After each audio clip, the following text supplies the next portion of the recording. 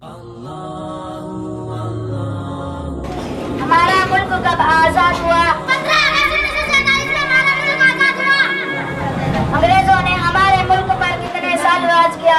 हमारे मुल्क में अंग्रेजों ने 1857 से 1947 तक राज किया।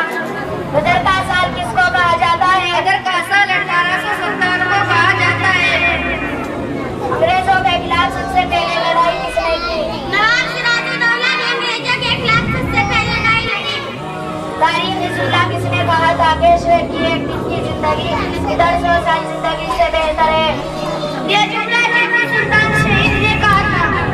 आजादी की लड़ाई में मुसलमानों ने क्या हिस्सा लिया था? आजादी की लड़ाई में मुसलमानों ने हिस्सा ही नहीं लिया, बल्कि चीफ कमांडर भी रहे।